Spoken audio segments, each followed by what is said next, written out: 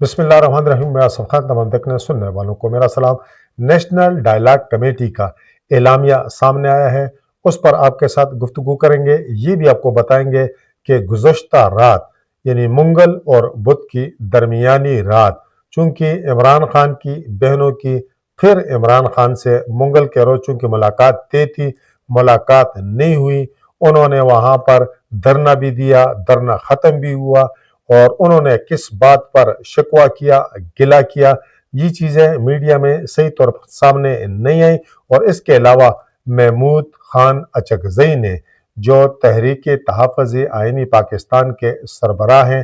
तो उन्होंने पीटीआई के जो वर्कर हैं या पीटीआई के जो कायदीन हैं, उन्हें गैरत दिलाने के लिए क्या जुमला इस्तेमाल किया, ये भी आपके साथ डिस्कस करेंगे। लेकिन सबसे पहले हमारे उन तमाम दोस्तों से गुजारिश होगी कि जिन्होंने अब तक हमारा ये चैनल सब्सक्राइब नहीं किया कि हमारे इस चैनल को सब्सक्राइब भी करें, बेल आइकन का बटन भी दबाएं, और इस वीडियो के हवाले से कमेंट्स बॉक्स में अपनी राय का ज़रूर इजहार करें। तो बुध के रोज़ चूँकि नेशनल डायलॉग कमेटी की दावत पर मुख्तलिफ सियासी जमातों के जो कायदीन हैं उनका इकट्ठ हुआ, उनकी बैठक हुई और इसका एलामिया सामने आया। और इस बैठक में जो अहम शख्सियत शामिल थी पीटीआई की, वो थे बैरिस्टर सैफ। वो पिछले दौर में जब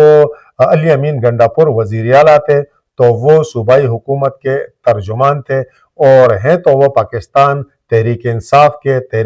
के साथ उनका ताल्लुक जो है वो कायम है। और इमरान खान से अगर किसी ने मुलाकातें भी ज़्यादा की हैं तो ये भी आपके लिए हैरत की बात होगी कि वो भी अडयाला जेल में सबसे ज़्यादा बैरिस्टर सैफ ने की है। और जब ये सुहेल अफरीदी वज़ीर आला बन रहे थे तो कुछ लोगों ने ये दावा किया था कि अगर इसमें जो बैरिस्टर सैफ हैं वो फिर कोई ओहदा लेने में कामयाब हो गए तो हम समझेंगे कि चीज़ें जो हैं वो अब भी अपनी जगह पर हैं। लेकिन सुहेल अफरीदी जब वज़ीर आला बने तो उन्होंने शफी जान को अपना वज़ीर इत्तलात खैबर पख्तूनख्वा काबीना में जो है वज़ीर इत्तलात का ओहदा दिया, और बैरिस्टर सैफ जो है वो किनारे पर चले गए, उन्हें जो है वो आउट किया गया। तो नेशनल डायलॉग कमेटी में वो शामिल थे और उन्होंने जो गुफ्तगू की वो आपके साथ शेयर करें कि जो हुकूमत है उन्हें डर ये नहीं है कि इमरान खान की रिहाई का उन्हें मसला है, लेकिन वो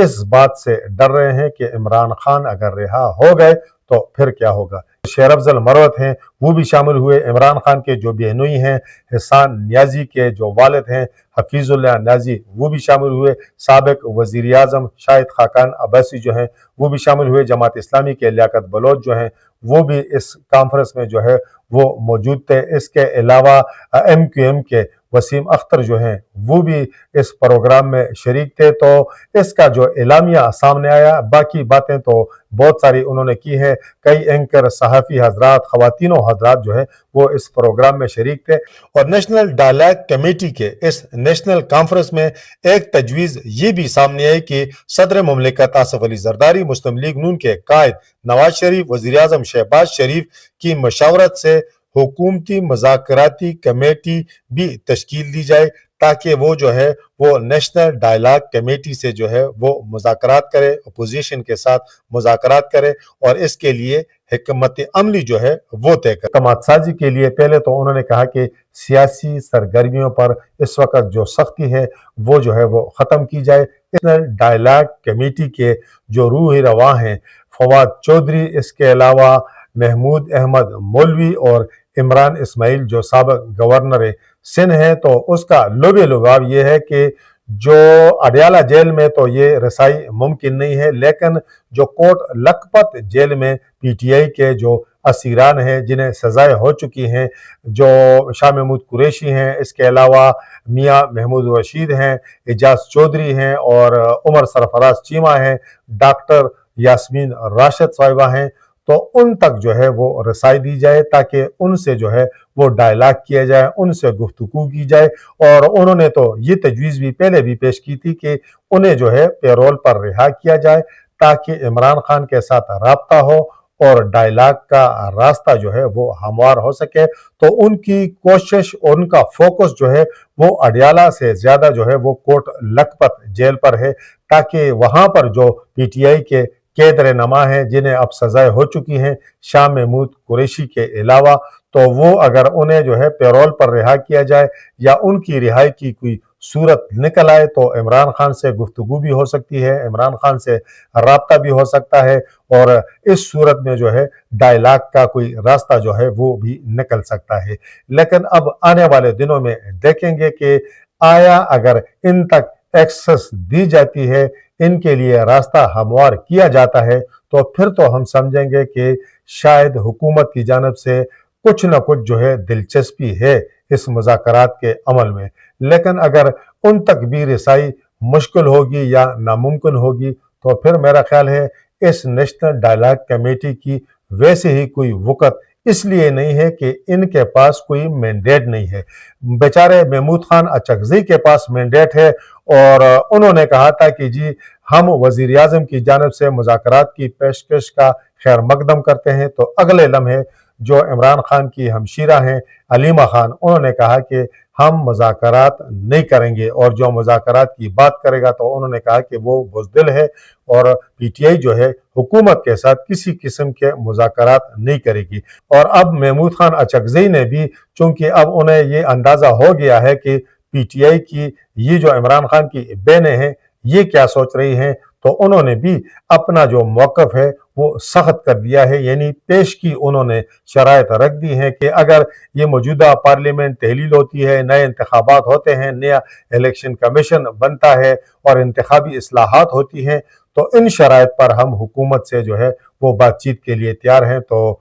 हुकूमत जो है वो इक़्तिदार में है और वो ऐसी शराइत क्यों मानेगी कि जिसके लिए उन्हें अपना इक़्तिदार जो है कुर्बान करना पड़े। और अगर मकबूलियत की बात करें तो इस वक्त तो पीटीआई की मकबूलियत है, तो हुकूमत जो है फिर ये लोग जेल में जाएंगे और इमरान खान वज़ीर आज़म बनेगा। तो मेरा ख्याल है कि हुकूमत इस तरह की शराइत पर तो मुज़ाकरात हरगिज़ नहीं करेगी। और राना सनाउल्लाह चूँकि चंद दिन कबल उन्होंने ये बात छेड़ी थी कि जी मुज़ाकरात अगर 5 बड़े इकट्ठे बैठ जाएं तो मुज़ाकरात मुमकिन है, लेकिन मुझे लगता है कि 5 बड़े क्या बैठेंगे, मुज़ाकरात की कोई सूरत निकलती इसलिए नज़र नहीं आ रही कि ना पाकिस्तान तहरीक इंसाफ की जानब से इसमें कोई संजीदगी नज़र आ रही है और ना हुकूमत की जानब से जो है इस हवाले से कोई पेशरफ जो है नज़र आ रही है। उन्होंने बात तो कर दी है, लेकिन अब पाकिस्तान तहरीक इंसाफ स्पेशली जो तहरीक तहफ़्फ़ुज़ आईनी पाकिस्तान है उनकी जानब से जो आखिरी जवाब आया है तो इसका मतलब जो है वो ना ही समझा जाए। दूसरा मसला यह है कि जो सुहेल अफरीदी हैं वज़ीर आला खैबर पख्तूनख्वा, चूँकि वो इस वक्त स्ट्रीट मूवमेंट पर हैं इमरान खान की हिदायत की रोशनी में और वो 9 जनवरी को जा रहे हैं कराची, तो उनका कराची का टूर है, हैदराबाद वो जाएंगे, मज़ार कायद पर जाएंगे, कराची प्रेस क्लब का दौरा करेंगे, कराची हाई कोर्ट बार से भी उनका खिताब होना है, तो वो अपनी तहरीक पर लगे हुए हैं। महमूद खान अचकज़ई जो है ऐसे हालात में, जब मैंने आपको कई दफ़ा पहले कहा कि मुज़ाकरात होते हैं नहीं होते, लेकिन हुकूमत संजीदा है या नहीं है, लेकिन दूसरी जानब अगर हम देखें तो पाकिस्तान तहरीक इंसाफ या उनके हम इत्तेहादी ही कहेंगे जो तहरीक तहफ़्फ़ुज़ आईनी पाकिस्तान है, वो इस मामले पर एक पेज पर नहीं है। जब तक ये लोग एक पेज पर खुद नहीं आएंगे तो मुझे लगता नहीं है कि चीज़ें इस हवाले से आगे बढ़ सके। मैंने ये भी कहा था कि अगर ये लोग जो है एक पेज पर आ जाएं और हुकूमत को कह दें कि जी हम मुज़ाकरात के लिए तैयार हैं, तो पता चल जाएगा। अगर हुकूमत ने ड्रामा करना हुआ तो कम अज कम फिर अगले दिन या अगले हफ्तों में वो ये तो नहीं कहेंगे कि जी हम तो मुज़ाकरात कर रहे थे और पीटीआई वाले जो है मान नहीं रहे थे। तो जब हुकूमत जो है मुज़ाकरात से राह फरार इख्तियार करेगी तो फिर ये लोग ये तो कह सकेंगे आवाम के सामने, मीडिया के सामने, इंटरनेशनल मीडिया के सामने, और इनका सोशल मीडिया तो वैसे भी मुतहरक है, सरगर्म है कि जी हमने तो हर हरबा आजमाया, हुकूमत की हर बात मानी, लेकिन हुकूमत जो है ड्रामे करती है, मुज़ाकरात के नाम पर मुज़ाकरात नहीं किए जा रहे। تو لوگ کہیں گے جی بالکل یہ ٹھیک کہتے ہیں، انہوں نے تو اپنی انا جو ہے وہ قربان کر کے حکومت کے ساتھ بیٹھنے کی کوشش کی، لیکن حکومت آگے سے سنجیدہ نظر نہیں آئی۔ لیکن فی الحال پی ٹی آئی کی جانب سے یا تحریک تحفظ آئین پاکستان کی جانب سے اس طرح کی بات نہیں کی گئی۔